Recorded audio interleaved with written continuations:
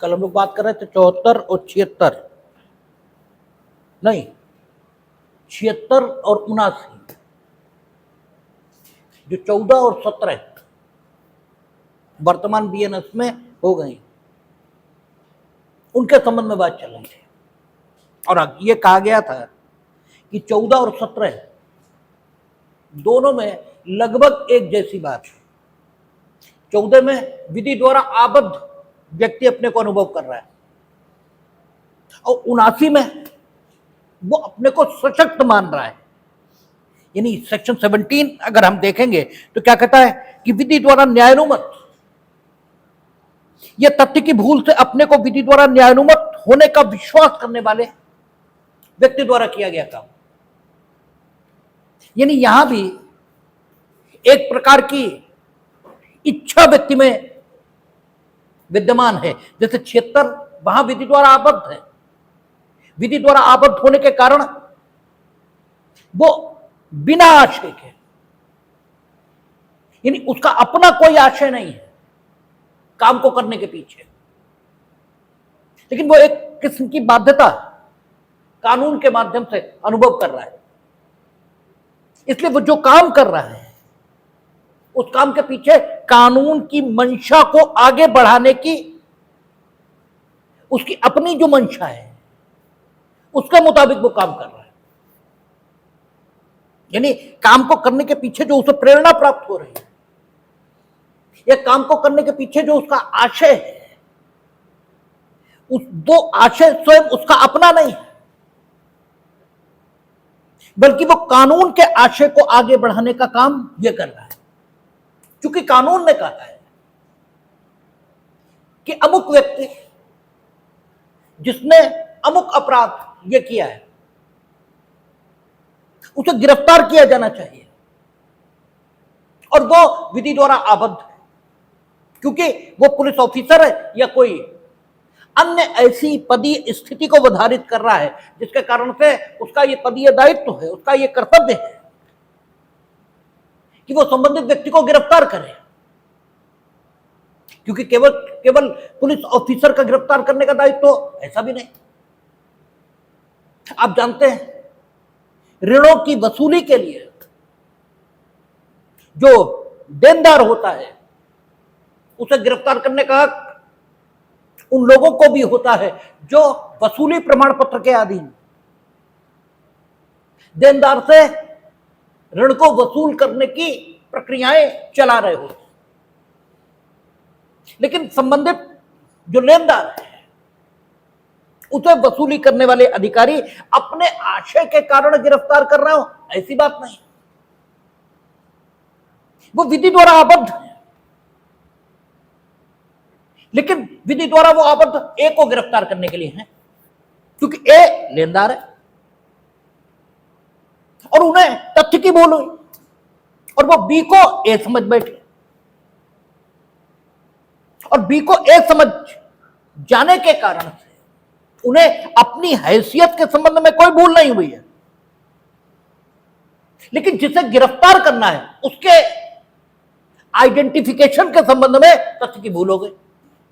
तथ्य की भूल तो कहीं भी हो सकती है, कोई आवश्यक थोड़ी है कि तथ्य की भूल अपनी पदीय स्थिति इसी के संबंध में होगी। और जो दृष्टांत जुड़ा है धारा के साथ वो यही सलाह दे रहा है कि जो आइडेंटिफिकेशन संबंधित व्यक्ति की होनी है, जिसे वो विधि के अंतर्गत गिरफ्तार करने के लिए आबद्ध है, उसकी आइडेंटिफिकेशन में तथ्य की भूल हुई है। और यह तथ्य की भूल कैसे? सद्भाव पूर्वक है, ठीक है। और सद्भाव हम लोग पढ़कर आए, धारा 2 सबसेक्शन 11 शायद 11 अब शायद सद्भाव को परिभाषित करता है। पहले धारा 52 ये सद्भाव को परिभाषित करती थी, और सद्भाव पूर्वक इससे आप काम करें, इसके लिए आपसे सिर्फ अपेक्षा इतनी थी कि आप सम्यक सतर्कता और सम्यक सावधानी इससे काम करें, और सम्यक एक एक लचीला शब्द है। सम्यक सतर्कता परिस्थितियों के अनुसार बदलती जाएगी, सम्यक सावधानी परिस्थिति के अनुसार बदलती जाएगी। तो उसने सद्भावपूर्वक, एक व्यक्ति भाग रहा था और उसने लोगों से पूछा ये वही है, और लोगों ने कहा वही है। बहुत पड़ताल करने की उस समय स्थिति थी नहीं, तो सिर्फ एक व्यक्ति से पूछ लेना भी सम्यक सतर्कता और सम्यक सावधानी इस अपेक्षा को, इस विधिक जो अपेक्षा या विधिक बाध्यता है, इसको संतुष्ट कर सकता है। और कोई परिस्थिति ऐसी हो सकती है जिसमें आपसे सम्यक जांच इसकी अपेक्षा हो, और आफ्टर दैट व्यक्ति को गिरफ्तार किए जाने की अपेक्षा हो। तो सम्यक सावधानी और सम्यक सतर्कता ये ऐसे शब्द हैं जिनके प्रयोग हो जाने पर परिस्थिति के अनुसार सावधानी और सतर्कता के स्तर का, ठीक है, अनुमान लगाना या सावधानी या सतर्कता के स्तर की मांग करना, यह न्यायालय के लिए सक्षम, ठीक है, न्यायालय के लिए, न्यायालय को सक्षम बना देता है। तो व्यक्ति को सद्भावपूर्वक, यानी सम्यक सतर्कता और सम्यक सावधानी से काम करने के बाद भी संबंधित व्यक्ति जिसके आइडेंटिफिकेशन के संबंध में उसे काम करना चाहिए था, उसका आइडेंटिफिकेशन करने में तथ्य की भूल हुई और वो व्यक्ति को गिरफ्तार कर बैठा। तो विधि की अपेक्षा के कारण, विधि से उत्पन्न बाध्यता के कारण उसने उस व्यक्ति को गिरफ्तार किया, अपनी स्वयं की मंशा उसकी रही हो, ऐसा बिल्कुल भी नहीं था। भले ही तथ्य की भूल के कारण या विधि द्वारा वाकई इनफैक्ट आबद्ध होने के कारण उसने किसी काम को किया, तो यह व्यक्ति जो कुछ कर रहा है ये विधि के आशय को आगे बढ़ाने का काम कर रहा है, ये अपने आशय के मुताबिक काम नहीं कर रहा। यहां इस आदमी को आप जीवित व्यक्ति न मानकर मशीन के समतुल्य यह भी मान सकते हैं। जैसे मशीन, उसका बटन ऑन कर दिया तो मशीन विवश है वो करने को, जो करना उसका काम बनाया गया है, ठीक है। आपने मशीन ऑन की तो मिक्सी ऑन हो जाना, यह मिक्सी का काम इंजीनियर्स ने निर्धारित किया है। तो आप मशीन ऑन करेंगे, मिक्सी ठीक होगी, तो फिर यह संभव नहीं है कि वो न चले। ऐसे ही जो व्यक्ति विधि द्वारा आबद्ध है तो वो विधि के आशय को आगे बढ़ा रहा है, उसका खुद का आशय तो है ही नहीं काम करने के पीछे, और जब उसका खुद का आशय है ही नहीं, और दंडिक विधि अपेक्षा क्या करती है कि व्यक्ति में आशय होना चाहिए, या तो स्टैट्यूट स्वयं अभिव्यक्त शब्दों के माध्यम से या आवश्यक विविक्षा के माध्यम से, ठीक है, यह तय करे कि इस अधिनियम के अंतर्गत जो काम किए जाएंगे वे दुराशय के बिना भी अपराध होंगे। जैसे उन्होंने कहा जो कोई अपमिश्रित खाद्य पदार्थ बेचेगा, ठीक है, वो अमुक दंड से दंडित किया जाएगा। अब यहां अभिव्यक्त रूप से, ठीक है, भले ही कुछ भी ना कहा गया हो लेकिन नेसेसरी इंप्लीकेशन आएगा। भाई शब्द बिल्कुल अपने में स्पष्ट है कि जो कोई दूषित खाद्य पदार्थ बेचेगा वो किसानों का फायदा करने के लिए दूषित खाद्य पदार्थ बेच रहा है, ठीक है, नहीं तो भाई किसानों का नुकसान हो जाएगा, इससे कोई लेना देना नहीं। और आपने दूषित खाद्य पदार्थ बेचा, बात खत्म हो गई, तो स्ट्रिक्ट लायबिलिटी है, ठीक है। आपका आशय क्या था इससे मतलब ही नहीं है, लेकिन सामान्य तौर पर जो दांडिक विधियां हैं वहां आशय आपराधिक दायित्व के गठन की पूर्ववर्ती शर्त है। व्यक्ति को मारना अपराध नहीं है, स्वेच्छा उपहति कारित करना यह अपराध है। ठीक है, उपहति कारित करना अपराध नहीं है। उपहति तो मां बाप वो भी कारित करते हैं, डॉक्टर वो भी कारित करता है, टीचर वो भी कारित करता है। ठीक है ना, शारीरिक पीड़ा, रोग, अंग शैथिल्य, ये सब तो लोग करते हैं। तो उपहति कारित करना अपराध नहीं है, स्वेच्छा उपहति कारित करना यह अपराध है। व्यक्ति की मृत्यु कारित करना यह अपराध नहीं है। मृत्यु कारित करने के आशय से मृत्यु कारित करना यह अपराध है। ठीक है ना, मृत्यु कारित करने के आशय से मृत्यु कारित करना और मृत्यु कारित करना दो अलग बात है। मृत्यु तो हम इसलिए कारित कर रहे हैं क्योंकि जीवन मूल्यों की रक्षा के लिए तुम्हारी मृत्यु होनी ही चाहिए। ठीक है, युद्ध होते हैं, साक्ष्य मृत्यु कारित की जाती है। कृष्ण ने गीता का उपदेश देकर साक्ष्य मृत्यु एक नहीं हजारों कारित करा दी। ठीक है, तो मृत्यु कारित करना,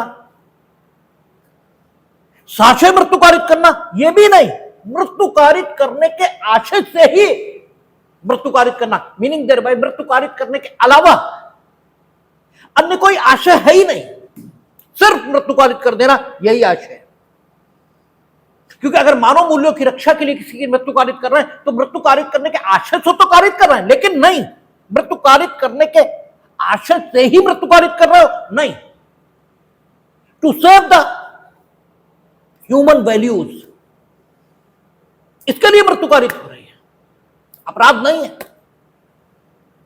तो पहली शर्त ही यह है आपराधिक दायित्व की, सामान्य तौर पर, सामान्य क्रम में, कि आप में दूषित आशय होना चाहिए या इंस्टीट्यूट स्वयं, ठीक है, क्या कर रहा हो, या तो अभिव्यक्त रूप से या आवश्यक विविक्षा से है। आपराधिक दायित्व के उत्पन्न होने के लिए जो मानसिक तत्व है, जो दुराशय है, इसको आवश्यक शर्त के तौर पर वर्णित न कर रहा हो, तब बात अलग हो जाएगी। जैसे आप देखेंगे कि फूड एडल्ट्रेशन एक्ट है, न्यूसेंस से संबंधित प्रोविजंस हैं, द्विविवाह से संबंधित प्रोविजंस हैं, डकैती आदि से संबंधित प्रोविजंस हैं, वहां दुराशय या दूषित मनःस्थिति या आपराधिक मनःस्थिति ये अपराध के गठन की आवश्यक शर्त नहीं है, लेकिन ये उंगलियों पर गिनने लायक इंस्टीट्यूट है। सामान्य तौर पर आपराधिक दायित्व के गठन की पूर्ववर्ती शर्त है आपराधिक मनःस्थिति का होना। और यहां व्यक्ति में क्या है, व्यक्ति तो विधि का आशय है, उसकी अपनी तो कोई इच्छा है ही नहीं, वो कहां कुछ कर रहा है, वो तो विधि द्वारा आबद्ध है। तो विधि के आशय को आगे बढ़ाने का काम कर रहा है वो, what ever he is doing, ठीक है, he is doing all that in the furtherance of, ठीक है, इंटेंशन ऑफ द लॉ, वो तो विधि के आशय को आगे बढ़ा रहा है। विधि कह रही है कि संबंधित व्यक्ति को गिरफ्तार किया जाना चाहिए, दैट इज व्हाई कर रहा है। तुम तो निष्प्रह है सारी बातों से, जैसे ईश्वर आपको दुख नहीं दे रहा, ईश्वर को आपको दुख देने में क्या रुचि, और क्या आप इतने महत्वपूर्ण हैं कि ईश्वर आपके बारे में विचार करे और आपको दुख देता घूमेगा, उस पर एक ही काम बचा है, उसका कोई मतलब ही नहीं है आपसे। आपने जो किया वो भोग रहे हैं, अच्छा किया अच्छा भोग रहे हैं, बुरा किया बुरा भोग रहे हैं। तुम तो निष्प्रह है। वही सीधी बात है कि विधि द्वारा आबद्ध व्यक्ति निष्प्रह है अपने काम से, क्योंकि काम में उसका इन्वॉल्वमेंट ही नहीं है, वो तो सिर्फ एक उपकरण की तरह उपयोग हो रहा है, वो तो सिर्फ एक मशीन की तरह उपयोग हो रहा है। कानून ने उसे आबद्ध कर रखा है, कानून चाहता है ऐसा हो, इसलिए हो रहा है। इसलिए यहां पर किसी प्रकार का आपराधिक दायित्व होना अन्याय को ही जन्म देगा, इसलिए आपराधिक दायित्व ही नहीं। 76 में हां, आप कुछ अवैध करोगे, और अवैध दो प्रकार का है। एक अवैध कैसा है, जिसमें कुछ जुड़े तो वो अपराध भी हो जाएगा, ठीक है ना। हमने आपसे कहा प्रत्येक अवैध अपराध नहीं है, लेकिन प्रत्येक अपराध अवैध है, यानी अवैध प्रथम श्रेणी है और अपराध अवैध की मैक्सिमम दशा है। जब किसी अवैध को इतना खतरनाक सोसाइटी के लिए समझ लिया जाता है कि उसे किसी भी कीमत पर रोका जाना चाहिए, तो विधायिका उसे अपराध बना देती है। और अकृत्य और अपराध के बीच यही फर्क हो जाता है, जब तक वो सिर्फ अवैध रहता है, अकृत्य है, और जब वो दंडनीय भी हो जाता है या अवैध की कुछ किस्में दंडनीय बना दी गई, तो अवैध की वो किस्में अपराध और अवैध दोनों बन गई, और अन्यथा अपराध,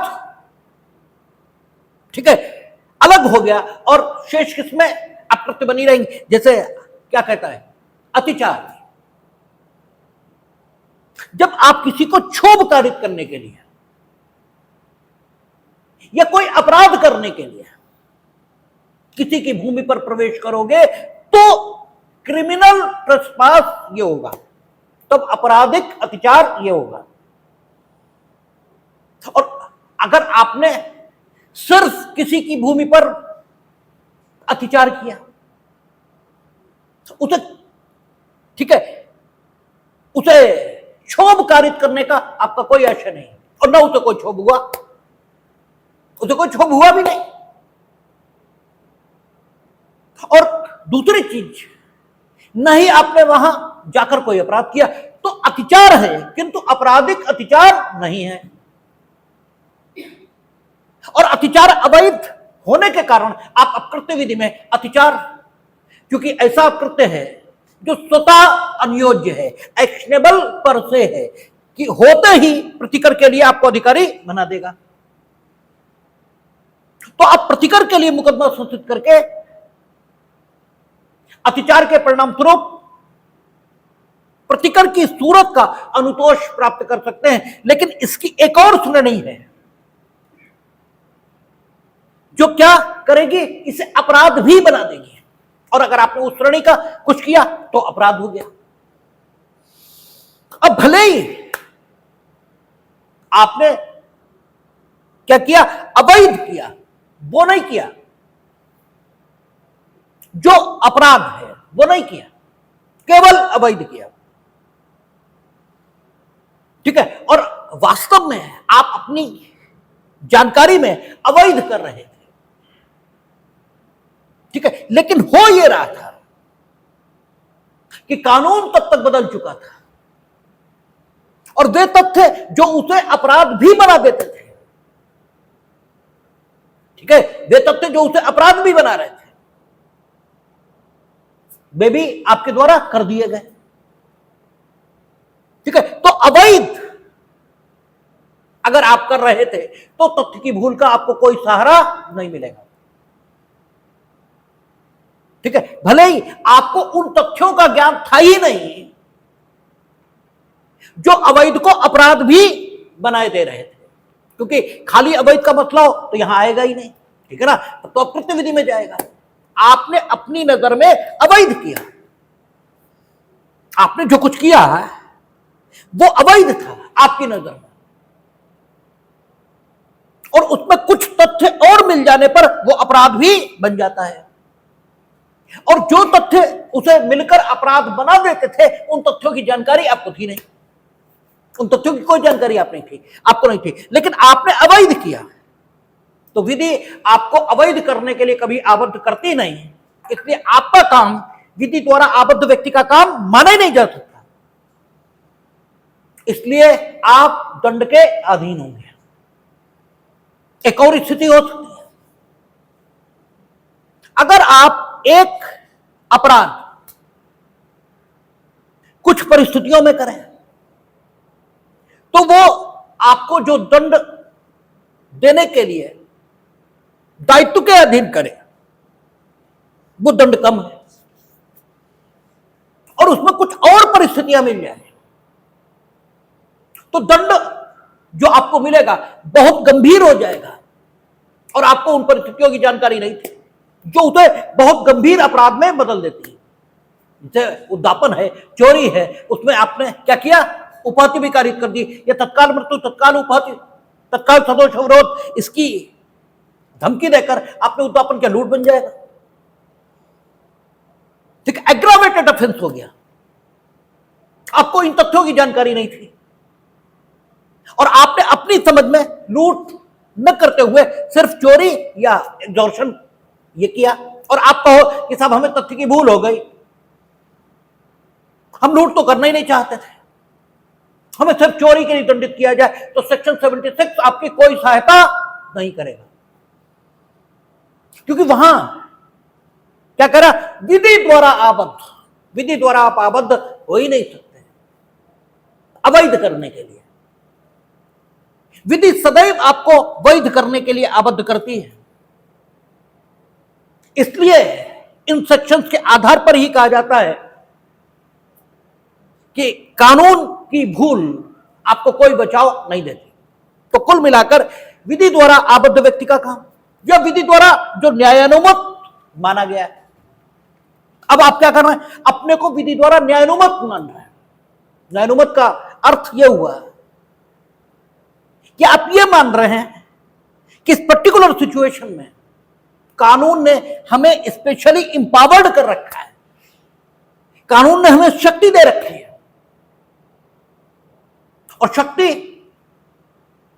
इस शक्ति क्या करती है, आपको जो अधिकार देती है वो स्वतंत्रता की सूरत का होता है, आप चाहो उसका उपयोग करो और चाहे उसका उपयोग न करो। और 79 इसमें वर्णित सिचुएशन के आधार पर स्वयं के लिए दायित्व से मुक्ति अगर आप क्लेम कर रहे हो, इसका मतलब काम तो आपने किया है, तभी तो 79 की जरूरत पड़ेगी या 17 की जरूरत पड़ेगी, अन्यथा 17 की जरूरत पड़ेगी ही क्यों। तो यहां भी आप चूंकि विधि द्वारा या तो न्यायानुमत थे और या आपकी ऐसी मान्यता थी कि हम विधि द्वारा न्यायानुमत हैं, ठीक है, इसलिए जो आपके मन में दशा पैदा हुई वो दशा कौन सी है, विधि की मंशा को आगे बढ़ाने की ही दशा पैदा हुई है, आपके मन में अपनी कोई मंशा, अपना कोई आशय ये नहीं है। जैसे एज ए प्राइवेट पर्सन आप किसी को अजमानती अपराध और संज्ञेय अपराध का दोषी मानकर गिरफ्तार कर रहे हो, नो डाउट आपकी ड्यूटी नहीं, you are not legally bound as a private person, लेकिन अगर कर रहे हो तो मान तो आप यही रहे हो कि विधि ने हमें सशक्त कर रखा है, ताकत दे रखी है, I am empowered in these situations, ठीक है ना। जो परिस्थितियां हैं उनमें जो कृत्य आप कर रहे हो, जो कि वर्तमान में आरोप का विषय है, आपका कृत्य ही तो आपके ऊपर लगे आरोप की विषय वस्तु है कि आपने संबंधित व्यक्ति को गिरफ्तार किया जो कि सदोष परिरोध की कोटि में आता है, यही आपका जो कृत्य है, यही तो आरोप की विषय वस्तु है। और अगर परिस्थितियां यह बता रही हैं कि आपका वो कृत्य जो आरोप की विषय वस्तु को गठित कर रहा है, आपका वो कृत्य अपनी इच्छा का परिणाम नहीं बल्कि कानून की मंशा को आगे बढ़ाने के, ये कानून को सुरक्षित करने के पवित्र उद्देश्य के साथ किया गया, तो फिर आपको दंड दिया जाना, ठीक है, ये किसी भी दृष्टिकोण से न्यायोचित नहीं कहा जा सकता। इसीलिए लिखा है कि विधि द्वारा न्यायानुमत, क्योंकि अगर विधि द्वारा न्यायानुमत व्यक्ति है तो विधि द्वारा आबद्ध व्यक्ति के ही समान वो विधि की मंशा को आगे बढ़ाने के लिए ही काम करेगा। फर्क सिर्फ इतना आएगा कि अगर वो विधि द्वारा आबद्ध है तो उसकी भूमिका मशीन के समान होगी। ठीक है, मशीन के समान होगी, मीनिंग देर भाई अगर वो अपना काम नहीं करे तो दंड पाएगा, विभागीय कार्यवाही उसके खिलाफ होगी। ठीक है, तो वो मशीन के समान है, वो विवश है वो काम करने को। और विधि द्वारा न्यायानुमत व्यक्ति अगर काम कर रहा है तो वो काम जो आरोप की विषय वस्तु को गठित कर रहा है, ये काम दोनों ही दशाओं में व्यक्ति के द्वारा विधि की मंशा को न कि अपनी मंशा को आगे बढ़ाने के लिए किए गए। बस फर्क इतना कि वहां वो व्यक्ति जो कार्य का करता है मशीन की तरह उपयोग हो रहा है, और यहां वो व्यक्ति जो कार्य का करता है एक सजीव व्यक्ति के रूप में अपने ही निर्णय के मुताबिक काम कर रहा है, लेकिन उसका निर्णय जिस प्रेरणा से अनुप्राणित है वो प्रेरणा उसकी अपनी मंशा नहीं बल्कि कानून की मंशा को आगे बढ़ाने की मंशा है। अब अगर कोई व्यक्ति कानून की मंशा को आगे बढ़ाने के लिए काम कर रहा है तो कम से कम उसे दंडित तो नहीं होना चाहिए। भले ही तथ्य की भूल हो गई है, तथ्य की भूल हो गई, लेकिन तथ्य की भूल अगर व्यक्ति को है तो तथ्य की भूल के कारण व्यक्ति पर जो परिणाम होते हैं और व्यक्ति की मानसिक दशाओं पर जो परिणाम होते हैं वे भिन्न नहीं होते। यदि तथ्य की भूल न हो तो जो परिणाम होंगे उनसे ये परिणाम किसी सूरत कतई भिन्न नहीं होते। हमने उदाहरण देकर कहा था कि आप सपने में कुछ देखते हो तो वो सपना है, लेकिन सपने में आपके शरीर पर वही प्रभाव दिखाई देते हैं जो अगर असलियत में वो सब घटा होता तो आपके शरीर पर होते। इसलिए मान्यताओं के संदर्भ में उसी प्रकार का व्यवहार किया जाना चाहिए जो सत्य स्थिति के संबंध में किया जाना अपेक्षित है। तो इसीलिए 76 और 79 में लिखा है कि विधि द्वारा आबद्ध व्यक्ति का काम या तथ्य की भूल के कारण स्वयं को विधि द्वारा आबद्ध मानने वाले व्यक्ति का काम। हाँ, आबद्ध अगर आप मान रहे हो तो सद्भाव पूर्वक ऐसा मानो, यह अपेक्षा जरूर है और वो होनी भी चाहिए। और वही विधि द्वारा न्यायानुमत या तथ्य की भूल के कारण न कि विधि की भूल के कारण सद्भाव पूर्वक विश्वास करता हूं कि वह उसे करने के लिए विधि द्वारा न्यायानुमत, और अवैध करने के लिए आप कभी न्यायानुमत हो ही नहीं सकते कानून के द्वारा। और कहता तथ्य की भूल के कारण न कि विधि की भूल के कारण। इसका मतलब विधि की भूल स्पेसिफिकली मना हो गई, और जबकि कई परिस्थितियों में यह बात कहना कि विधि की भूल के कारण भी अगर आप कुछ ऐसा कर बैठे जो अपराध की श्रेणी में है, ठीक है, उसके लिए आपको दंडित किया जाना चाहिए। ये कई स्थितियों में अन्यायपूर्ण दिख सकता है, लेकिन कालोचितता यानी एक्सपीडियंसी यानी लोक नीति इसकी मांग करेगी कि कानून कम से कम ऐसा ही होना चाहिए कि विधि की भूल आपको भले ही हुई हो, ठीक है, लेकिन अगर विधि के अगेंस्ट आपने काम किया है तो भूल से किया, जानबूझकर किया, इससे मतलब नहीं। क्योंकि हमने आपसे कहा था भूल स्लिप ऑफ माइंड, विस्मृति, यह भी है, और भूल ठीक है चूक भी है जो उपेक्षा से या जानबूझकर की जाती है। जानबूझकर तो खैर नहीं, उपेक्षा से हो जाए, क्योंकि जानबूझकर जो कुछ होगा वो करते होगा, भूल नहीं होगी। ठीक है, तो सवाल यह है कि विधि इसके अगेंस्ट आपने काम किया तो किस मना स्थिति में किया, इससे मतलब ही नहीं है, तब तो आप दंडित हो गए ही होंगे। हालांकि कई परिस्थितियों में अन्यायपूर्ण लग सकता है, लेकिन एक्सपीडियंट यही है, इसके अलावा कोई चारा बचता नहीं। क्योंकि अगर हम ये नियम न रखें तो फिर लोगों को दंडित करना और न्याय निर्णय बहुत कठिन प्रक्रिया बन जाएगी। हर आदमी कहते हम तो अनपढ़ हैं, कानून तो अंग्रेजी में लिखा था, हमें पता ही नहीं, हमने पढ़ा ही नहीं। ठीक है, फिर आदमी कत्ल कर देगा और कहेगा हमें तो आईपीसी का, और वाकई आईपीसी कितना पड़े गांव में, गांव छोड़ो महानगरों में किसी नहीं पढ़ी, महानगर छोड़ो उच्च शिक्षित लोगों में किसी ने नहीं पढ़ी, और फिर कानून तो रोज बनेगा। तो फिर रोज मोहल्ले मोहल्ले क्या करें, कैसे जानकारी आपको कराएं, और हम जानकारी आपको करा रहे, आप कह रहे हो ही नहीं रही। तो हमारे पास कहूं तो थर्मामीटर है जिससे हम नाप ले कि आपको जानकारी हुई या नहीं हुई। भाई बचपन में आप पेट दर्द कहकर स्कूल नहीं गए होंगे तो पेट दर्द नहीं हो रहा ये कौन डॉक्टर तय कर देगा? ये तो हम ही बताएंगे नहीं हो रहा या नहीं हो रहा। जो कोई ब्लड प्रेशर तो है नहीं जो मशीन बता देगी, ये तो हम ही बताएंगे, और हम कह रहे हो रहा, अब आप क्या कर लेंगे? तो इसलिए सीधी बात, एक्सक्यूज ला के मामले में मिलेगा ही नहीं। कई बार तो स्थितियां ये भी आई कि व्यक्ति 6 महीने से समुद्र में है, नेवी के लोग रहते हैं 6 महीने समुद्र में, और समुद्र में कोई खाना क्या बना ये तो पूछा नहीं जाता, वहां तो बहुत आवश्यक बातचीत होगी। ठीक है, तो पता ही नहीं कानून क्या पारित हो गया है, और आप भारत के शिप पर हैं तो माना तो जाएगा भारत में,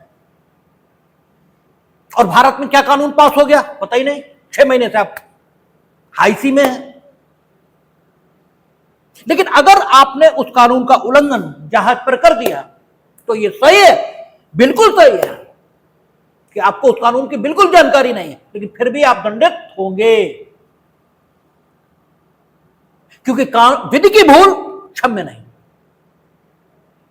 और इस नियम को जो रखा गया है स्टैट्यूट बुक में, वो रखा ही इसीलिए है क्योंकि इसके अभाव में न्याय निर्णयन बेहद मुश्किल हो जाएगा। हां, तथ्य की भूल जय क्षमा योग्य है। यदि आप तथ्य की भूल के कारण, तथ्य की भूल क्षमा योग्य नहीं है, यदि आप तथ्य की भूल के कारण स्वयं को विधि द्वारा न्यायानुमत मान रहे थे, सद्भाव पूर्वक आपको विश्वास था, और सिर्फ न्यायानुमत नहीं मान रहे थे, आपको सद्भाव पूर्वक विश्वास था, यानी आपने अपने न्यायानुमत होने के संबंध में संबंधित परिस्थिति में जितनी जानकारी प्राप्त की जा सकती थी उतनी जानकारी प्राप्त की,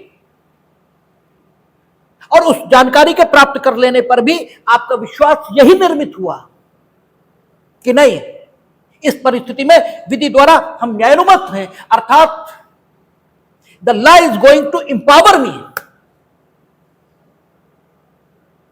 ठीक है, to function in a particular manner, और आपने उसी ढंग से काम किया है। तो आपने अपनी जो मानसिक दशा है उसमें अपने अपने आधार पर काम नहीं किया, अपनी इच्छा से काम नहीं किया, बल्कि आपके अंदर कानून को या कानून की मंशा को आगे बढ़ाने की एक नैतिक भावना यह पैदा हुई है, और उस नैतिक भावना ने आपको विवश सा कर दिया कि आप उस ढंग से काम करो, और आपको वो ढंग कानून सम्मत लग रहा था, आपको लग रहा था कि कानून की मंशा को हम आगे बढ़ा रहे हैं, या इनफैक्ट आप कानून की मंशा को ही आगे बढ़ा रहे थे, आपकी कोई मंशा थी ही नहीं। तो दांडिक विधि के जो अपने सिद्धांत हैं उनके मुताबिक इस व्यक्ति को दंडित होना ही नहीं चाहिए, और ये दांडिक विधि के नहीं, ये जीवन के सिद्धांत है।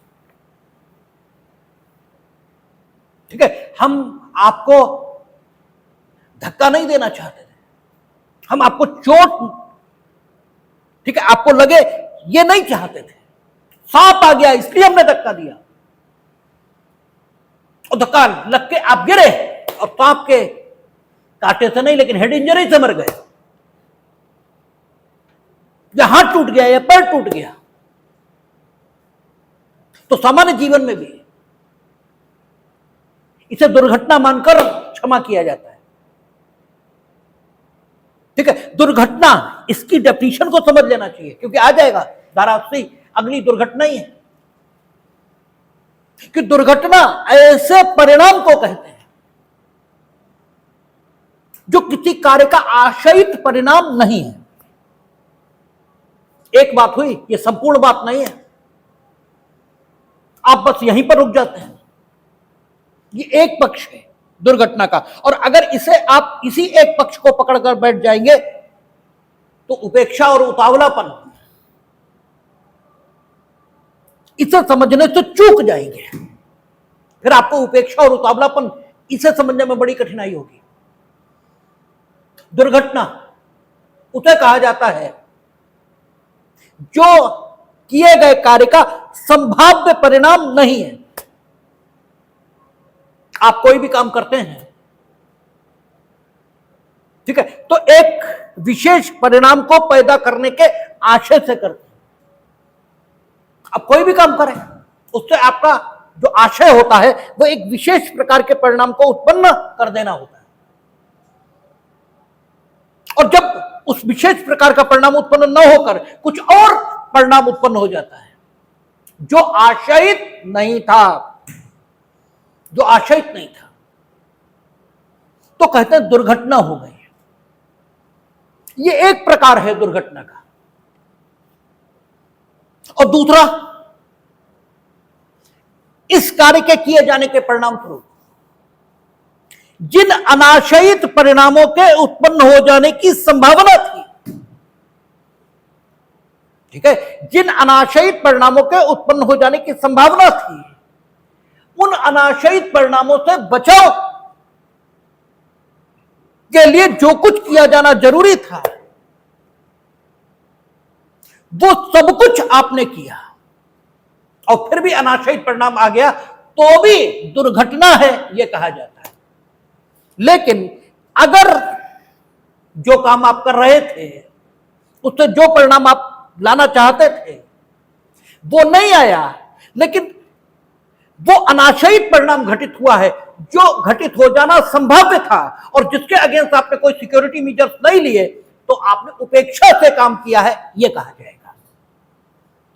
ठीक है, आपने उपेक्षा से काम किया यह कहा जाएगा। और चूंकि आपने अनाशयित परिणाम जानबूझकर उत्पन्न नहीं किया, इसलिए आपको दंड उतना तो नहीं मिलेगा जितना जानबूझकर करने की दशा में मिलता, लेकिन मिलेगा, मिलेगा। आप बिना ब्रेक की मोटरसाइकिल, ठीक है, भीड़ भरी सड़क पर तेजी से दौड़ा रहे थे, नो डाउट आपका किसी को मार डालने का आशय नहीं था, ठीक है, लेकिन हालांकि यह उदाहरण गलत हो गया। क्योंकि इसलिए गलत हुआ क्योंकि अगर घोर लापरवाही है तो फिर ज्ञान है यह माना जाएगा, तो फिर ज्ञान है यह माना जाएगा। यह उदाहरण गलत हो गया। चलिए, थोड़ी सुनसान सड़क पर आप बिना ब्रेक की मोटरसाइकिल तेजी से दौड़ा रहे थे और अकस्मात कोई निकला और उसकी मृत्यु कारित हो गई। नो डाउट उस सड़क पर सामान्यतः भीड़ नहीं थी, लेकिन आप ये जानते तो थे कि कोई आ सकता है। जो सड़क है तो मानो आवागमन अगर होता ही नहीं होगा तो सड़क बनी क्यों? जंगल में तो नहीं बनती, ठीक है। सड़क है इसका मतलब मानो आवागमन वहां होता है, तो आपको ठीक से चलना चाहिए था। तो इस अनाशयित परिणाम को आशयपूर्वक अगर मारा है तब तो हत्या है, तब तो हत्या हो गई, ठीक है, तब तो हत्या हुई है। और अनाशयित परिणाम अनाशयित है, आप चाहते नहीं थे वैसा, लेकिन वो अनाशयित परिणाम संभाव्य था आपके इस काम से। उसके अगेंस्ट जो सिक्योरिटी मेजर्स आपको लेने चाहिए थे वो आपने नहीं लिए, इसलिए ये काम कहा, ये काम आपका कैसा उतावलापन और उपेक्षा इससे भरा हुआ है, और इसके कारण से आप दंडित तो होंगे, लेकिन हत्या के बराबर दंड से नहीं, बल्कि 304A में, ठीक है, वहां आप दंडित हो जाएंगे। और दुर्घटना जो आएगी अगले सेक्शन यानी 18 में, वहां स्थिति क्या होगी कि न तो उस परिणाम को पैदा करने के आशय से काम किया जा रहा था जो आ गया, और न उस परिणाम का पैदा हो जाना आप संभाव्य जानते थे। दोनों ही बातें नहीं थी, ना तो साक्ष्य था वो काम और ना उसका पैदा होना आप संभाव्य जानते थे। दोनों ही स्थितियां नहीं थी, और इसके बाद भी वो स्थिति आ गई, क्योंकि हमने लगातार बोला है कि करना आपके बस में है, जो आप करोगे वो हो जाएगा, ये आपके बस में नहीं है, ठीक है। आप क्या करोगे और क्या होगा कुछ नहीं कहा जा सकता। तो जो हुआ वो ना किया गया था और ना उसका होना या उसके होने की संभाव्यता कार्य के कर्ता को ज्ञात थी, दोनों ही नहीं थी। तब यह कहा जाता दुर्घटना हुई है, ठीक है। कानून में या दुनिया में या मानव जीवन में दुर्घटना इसी का नाम है। अगर कार्य संभाव्य है, संभाव्य परिणाम वो है, तो फिर उपेक्षा है, नेग्लिजेंस है या उतावलापन है। नेग्लिजेंस और उतावलेपन में लगभग समानता होती है, अंतर होता है। क्या होता है ये जब वहां पहुंचेंगे तभी बताएंगे, थोड़ा सा विस्तार लेना पड़ेगा, लेकिन मोटा मोटा आप समझ लें लगभग समानता होती है। और ये जानबूझकर काम करने से बिल्कुल अलग है और दुर्घटना से भी बिल्कुल अलग है। हमारी तो अपने घर पे झगड़ा इसी बात पे होता रहा है जीवन भर। पानी पड़ा है, आपको मालूम नहीं संभाव्य परिणाम क्या हो सकता है इसका, और अगर वो संभाव्य परिणाम आ गया तो फिर ये दुर्घटना नहीं है, ये आपकी उपेक्षा का परिणाम है, ठीक है ना। इसे एक्सीडेंट नहीं कहते। एक्सीडेंट वो है ना आशयित है ना संभाव्य है, न तो संभाव्य है। अब तो संभाव्य भी नहीं तो हम क्या प्रिकॉशन लेने, और आशय तो है ही नहीं। तो दोनों ही बातें नहीं है तो दुर्घटना दोनों तथ्यों का अभाव ये है। और अगर आपको ये माइन्यूट बातें समझ में नहीं आती तो आगे फिर हत्या और उपेक्षा द्वारा कारित मानववध, इन सब में अंतर समझना फिर बहुत मुश्किल हो जाता है। फिर तो रटो बैठ के और चारा कोई नहीं है। और ये माइन्यूट चीजें अगर आपके दिमाग में क्लियर हो गई फिर कानून मजेदार भी है, रोचक भी है और शानदार भी है, और उसकी तार्किकता और उसकी युक्ति संगतता ये भी दिखाई देती है। और अगर ये नहीं जाना तो हमारे दृष्टिकोण से तो आपने कानून पढ़ा ही नहीं। आप हो चीफ जस्टिस ऑफ इंडिया जाओ, इससे हमारा कोई मतलब नहीं, ठीक है। क्योंकि चीफ जस्टिस ऑफ इंडिया जितने हुए, अगर पिछले वालों का नाम पूछ लो तो हमें तो वाकई अब याद नहीं रह गया। हाँ, अभी याद आ गया, चंद्रचूड़ थे, वो भी इसलिए क्योंकि उनके दादा पोता नाती सब थे, अभी याद आ गया। बाई चांस आपने कहा हो जस्ट ध्यान आ गया, और हो सकता 2-4 महीने बीतने दो, पिछले ही वाले ध्यान नहीं आएंगे, ठीक है। चीफ जस्टिस ऑफ इंडिया भी 2 ही 3 याद रखे गए, जिनके नाम सबको याद है, justice P N Bhagwati, justice Krishna Iyer, ठीक है। अदरवाइज याद कोई नहीं रखता, तुम कुछ भी हो जाना, ठीक है। तो कानून बड़ी मजेदार चीज है, लेकिन उसे बिल्कुल ठीक से समझना पड़ता है तो आनंद आता है। तो 76, 79, 14, 17, इसके बीच एक चीज है जो इसे निर्दोष कृत्य में बदल देती है, वो ये कि कार्य का कर्ता जिस कार्य से आरोपित है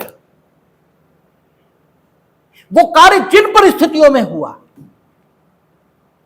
उन परिस्थितियों का विश्लेषण करने पर एक ही बात पता लगती है कि कार्य के कर्ता का उस कार्य को करने के पीछे जो आशय था वो उसका अपना नहीं था, बल्कि वो विधि के आशय को आगे बढ़ाने का काम कर रहा था। इसलिए उसका आशय पवित्र और निर्दोष था। उसका आशय एकदम कुंवारा था। कुंवारेपन का मतलब होता है निर्दोष होना। ठीक है, उसका आशय एकदम निर्दोष था। इसलिए इस आदमी को इतना कुछ भी किया हो, क्योंकि कृत्य व्यक्ति को दोषी नहीं बनाता, व्यक्ति की मनोस्थिति उसे दोषी बनाती है। और व्यक्ति की मनोस्थिति दोषी न बनाए तो बच्चे के चोरी करने पर आनंदित न हो लोग। मजा आता है बच्चे को चोरी करते देख के, लोग अवसर देते हैं उसे कि वो चोरी करे, मजा आता है उसे देख के। तो बच्चे का मन क्योंकि निर्दोष है, इसलिए उसके कृत्य को चोरी नहीं कह सकते। हमने आपसे एक बार कही थी बात कि कबीर ने काम तो कुछ करते नहीं थे, मतलब काम तो कुछ करते नहीं, कपड़ा बनाते थे और खाना सबको खिलाते थे। तो उनके लड़के ने एक दिन कहा बर्बाद हो जाएंगे ऐसे तो, और ऐसे आप खिलाते रहे तो फिर चोरी करनी पड़ेगी, और कोई तरीका नहीं तो उन्होंने कहा चोरी कर लो, इसमें क्या दिक्कत है। और जब चोरी करने गए तो पहले चुरा ली सब चीजें, और फिर कबीर कह रहे कि घर वाले जगह बताओ कि हमने चोरी कर ली है। तो उन्होंने कहा मार होगी घर पे। तो उन्होंने कहा नहीं बताना तो पड़ेगा ही, नहीं तो गलत काम है। ये कबीर चोरी नहीं कर रहे हैं, क्योंकि चोरी का अर्थ ही है कि दूसरे को बताना नहीं है, ये चोरी है ही नहीं। कबीर अलग मनोस्थिति में है। ठीक है, तो व्यक्ति का कार्य तो कभी उसे दोषी बनाता ही नहीं, उसका मन उसे दोषी बनाता है। और जहां इंस्टीट्यूट स्ट्रिक्ट लायबिलिटी रखता है वहां काम इतना खतरनाक होता है या नैतिक दृष्टिकोण से इतना भ्रष्ट होता है, या तो नैतिक दृष्टिकोण से बेहद भ्रष्ट होगा वो काम, जिसे करने वाला आदमी की श्रेणी में रखा जाए यही ठीक बात नहीं। या तो काम इतना नीचतापूर्ण होता है, और या फिर काम बेहद खतरनाक होता है। इसलिए विधायिका वहां कठोर दायित्व रखती है। अदरवाइज हमेशा आशय ही सामान्य तौर पर व्यक्ति को दोषी बनाता है, और यहां व्यक्ति का आशय पवित्र और अच्छा है, इसलिए उसको कोई दोष लगता ही नहीं। तो 14, 17, 76, 79 एक साथ पढ़ेंगे। अंतर दिखाई देगा, यहां विधि द्वारा वो अपने को सशक्त मानता है और वहां बाध्य मानता है, लेकिन दोनों में समानता है। समानता यह है कि दोनों दशाओं में व्यक्ति अपनी प्रेरणा से नहीं बल्कि कानून की मंशा को आगे बढ़ाने के लिए काम करता है। इसलिए आरोपित कार्य, ठीक है, भले ही दोषपूर्ण हो लेकिन उसके संबंध में, इस कर्ता के संबंध में निर्दोष ही बना रहता है, क्योंकि इसकी कोई मंशा है नहीं, विधि की मंशा को आगे बढ़ा रहा है। ठीक है, और चूंकि विधि की मंशा को आगे बढ़ा रहा तो निर्दोष ही माना जाएगा। ठीक है, दोषी इस काम को माना ही नहीं जा सकता। ठीक है, यही दृष्टांत लिखे हैं, आप देखेंगे कि काखंड में कहता विधि के समादेशों के अनुवर्तन में। इसका मतलब ये आ गया कि यदि विधि के समादेशों का अनुवर्तन नहीं है तो वरिष्ठ की आज्ञा का पालन आपको कोई सुरक्षा नहीं देगा। ठीक है ना, क्योंकि कानून दोनों तरीके से पढ़ा जाएगा। ठीक है ना, कहता विधि के समादेशों के अनुवर्तन में। अपने वरिष्ठ ऑफिसर के आदेश से एक सैनिक का भीड़ पर गोली चलाता है, कानून कोई अपराध नहीं किया, लेकिन कब? जब विधि के समादेशों के अनुवर्तन में उसके सीनियर ने उसे आदेश दिया। अगर विधि के समादेशों के अनुवर्तन में सीनियर को आदेश नहीं है तो फिर आपने अपराध नहीं किया, ऐसा यह दृष्टांत नहीं कह रहा है, बल्कि इस दृष्टांत से ही बात निकल आएगी तब आपने अपराध किया है, क्योंकि अवैध से कोई सुरक्षा मिलेगी नहीं। आगे कहता है न्यायालय का ऑफिसर का मां को गिरफ्तार करने के लिए उस न्यायालय द्वारा आदिष्ट किए जाने पर और सम्यक जांच के पश्चात, यानी सद्भाव पूर्वक, सम्यक जांच जब कर ली तो सद्भाव आ गया, सम्यक जांच के पश्चात यह विश्वास करके कि या मां है या को गिरफ्तार कर लेता है, कहने कोई अपराध नहीं किया, क्योंकि तथ्य की भूल हो रही है और वो भी सद्भाव पूर्वक हो रही है। ठीक है, विधि की भूल नहीं हो, सद्भाव पूर्वक तथ्य की भूल है। यही आप 17 में देखेंगे, कहता है का या को ऐसा कार्य करते देखता है, ये खूब आता है दृष्टांत, जो का को हत्या प्रतीत होता है। अब आपको हत्या के against right to self defence अपने लिए भी है और दूसरों के लिए भी है। ठीक है, तो कहता है का सद्भाव पूर्वक, यानी उसने पर्याप्त जांच की है जितनी वो कर सकता था उस मामले में, और उसे सही बात पता नहीं लगी। का सद्भाव पूर्वक काम में लाए गए अपने श्रेष्ठ निर्णय के अनुसार उस व्यक्ति को, उस शक्ति को प्रयोग में लाते हुए जो विधि ने हत्याकारियों को उस कार्य में पकड़ने के लिए समस्त व्यक्तियों को दे रखी है, या को उचित प्राधिकारियों के समक्ष ले जाने के लिए या को अभिग्रहित करता है, यानी गिरफ्तार कर लेता है। 43 द्वारा प्रदत्त 43 सीआरपीसी उसके द्वारा प्रदत्त शक्ति के कारण का ने कोई अपराध नहीं किया, चाहे तत्पश्चात असल बात यह निकले कि यह आत्म प्रतिरक्षा में काम कर रहा है, वो अपनी प्राइवेट डिफेंस कर रहा था, बल्कि वो जिसे पीट रहा था उसी ने उसे पहले मारा है। ठीक है, और वो अपनी डिफेंस कर रहा था, न कि उसे मार रहा था। लेकिन इसे ऐसा लगा और इसने गिरफ्तार कर लिया। तो तथ्य की भूल के कारण सद्भाव पूर्वक विश्वास करके इसने ऐसा काम किया, इसने कोई अपराध नहीं किया, ये कहा जाएगा। और जहां तक 15 और 16 का सवाल है, ये एक विस्तार है। ठीक है, किस संबंध में? 76 का या 14 का। एक चीज और समझ रहे हैं, देखिए, अगर आपने कोई काम किया, कोई अपराध किया और कोई तथ्य है जो इस अपराध के साथ जुड़ जाए तो और गुरुतर अपराध ये हो जाता है। और आपने गुरुतर अपराध जो उस अपराध को बना देते हैं, उन तथ्यों की भूल करते हुए इस अपराध को कारित कर दिया, तो आप गुरुतर अपराध के दोषी माने जाओगे। आप ये कहो कि हमने गुरुतर अपराध तो तथ्य की भूल में किया, आपकी ये बात नहीं चलेगी, क्योंकि शुरुआत से आपका काम आपराधिक था। ठीक है ना, आप तथ्य की भूल आपको कोई नहीं हो रही थी, आप किसके कृत्य की प्रकृति के संबंध में आप ये तो जानते ही थे कि ये कृत्य अपराध है, ये कृत्य अपराध है, ये तो आप जानते थे। ये भले ही नहीं जानते थे कि इन परिस्थितियों में करना इसे वो अपराध नहीं जो आप सोच रहे हैं, बल्कि उससे ज्यादा गंभीर अपराध बनाएगा, ये आप नहीं जानते थे। लेकिन अपराध तो जानते थे ना, तो अपराध आप क्यों कर रहे थे? ठीक है, तो भले ही गुरुतर अपराध बनाने वाले तथ्यों के संबंध में आपको अनभिज्ञता थी, फिर भी धारा 79 या 76 आपकी कोई सहायता नहीं करेंगे, क्योंकि विधि की भूल क्षम्य ही नहीं है, विधि की भूल क्षम्य नहीं है। हां, अगर प्रथमता कार्य निर्दोष है और कुछ परिस्थितियों में किया जाए तो दोषी है, तब अपराध का गठन कर देता है। और आप ये कहते हैं कि हमें उन तथ्यों की जानकारी नहीं थी जो उन परिस्थितियों को गठित करते हैं जिनमें वो कार्य अपराध हो जाता है, तो आपका ये बचाव अच्छा है, और अगर इसको आप साबित कर ले जाएंगे तो संबंधित अपराध के आप दोषी नहीं होंगे। जैसे वस्तु खरीदना अपराध नहीं है, चोरी की वस्तु खरीदना अपराध है। आपका कहना हमें ये मालूम ही नहीं था कि ये चोरी की चीज है, और अगर इसको आप साबित कर ले गए तो कोई दिक्कत नहीं, तब आपको ना बोनाफाइड परचेजर, सद्भावी क्रेता, तब आपने विधि की भूल नहीं की, तथ्य की ही की है, और तब मामला 79 में आ जाएगा। ठीक है ना, तो आपको ये मालूम रहना चाहिए।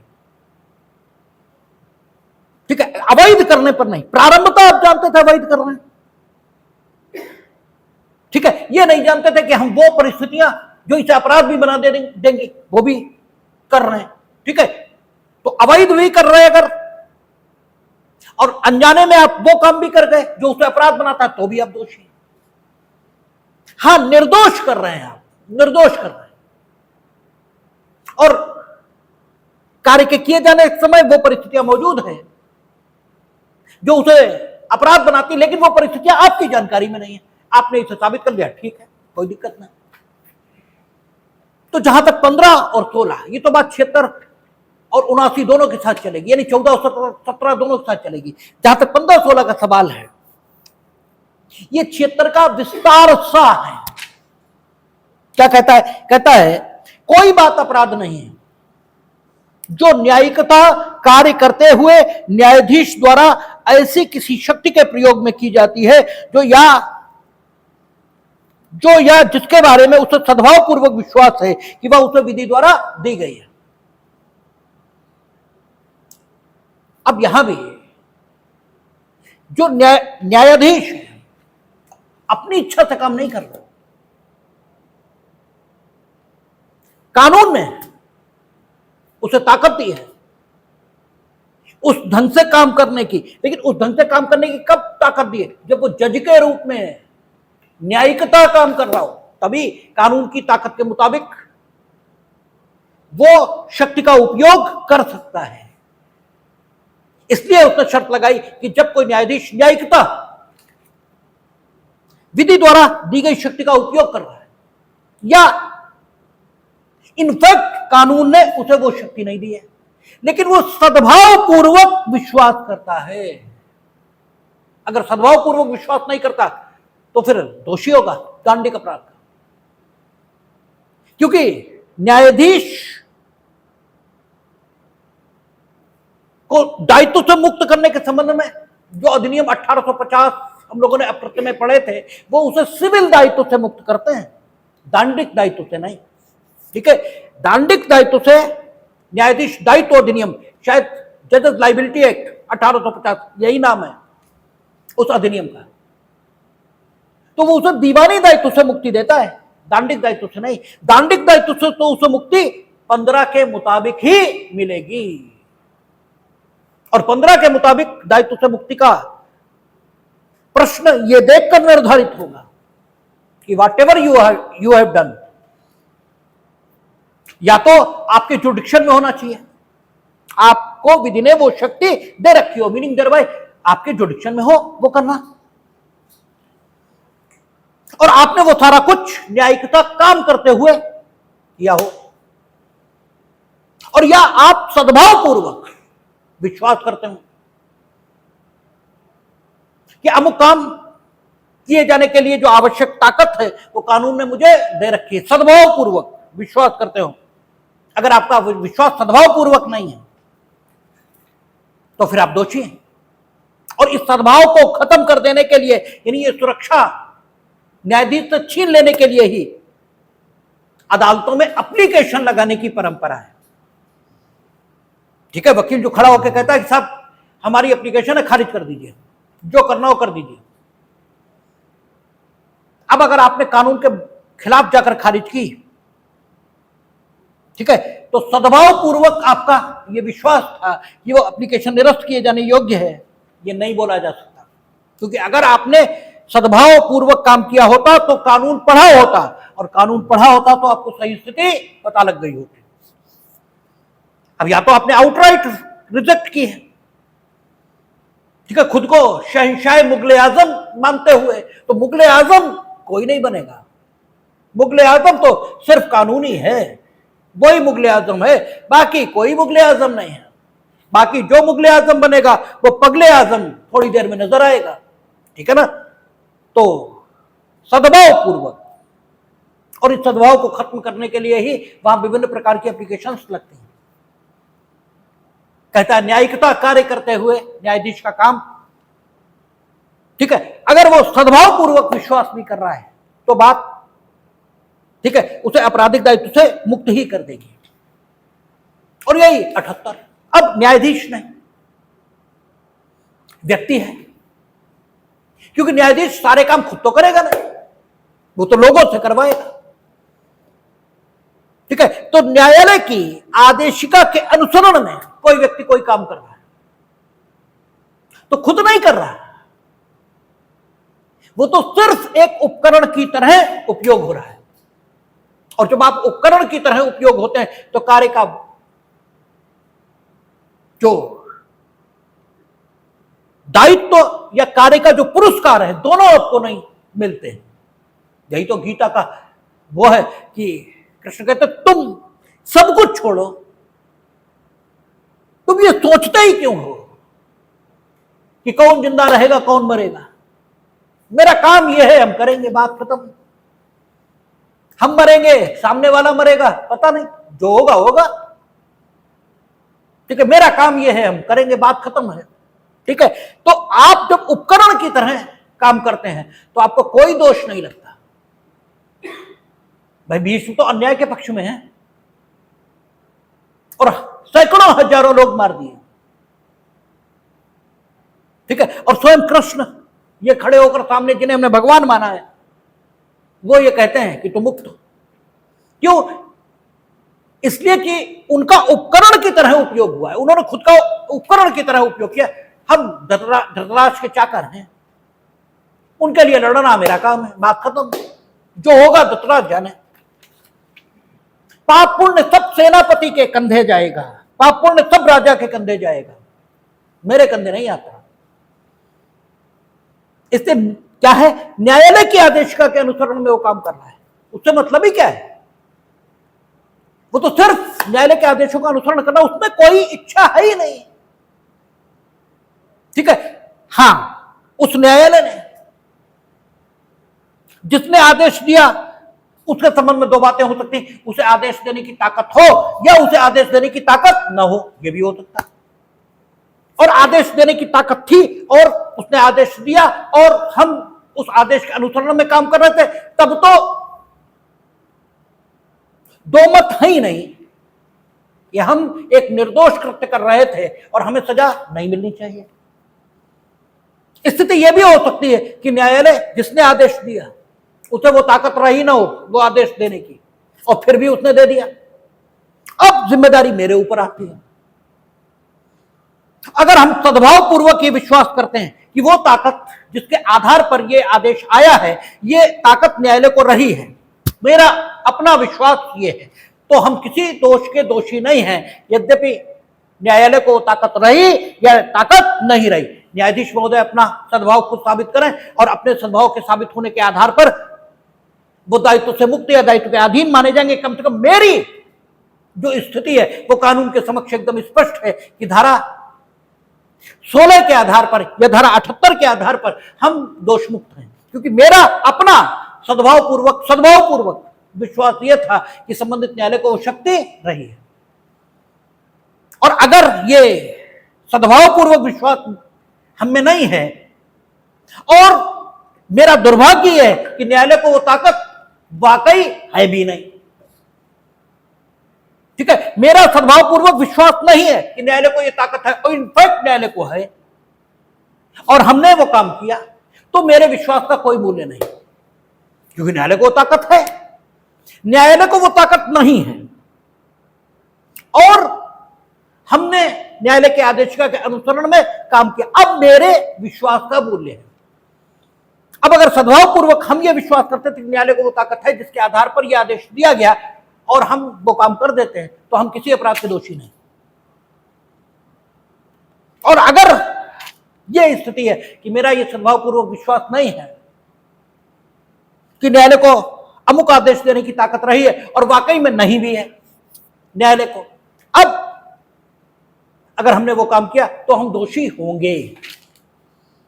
तो ये 14, 15, 16 और 17 ये एक ही जैसे सेक्शन है और आपने चारों में देखा कि दोषी मनस्थिति का अभाव है, इसलिए यहां पर अपराध गठित नहीं होता।